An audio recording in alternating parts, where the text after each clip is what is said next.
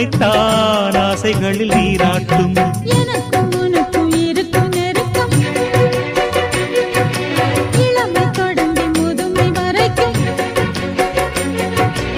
இரவும் பகலும் உறவை வளர்க்கும் இடையில் இருக்கும் தடையை தகர்க்கும்.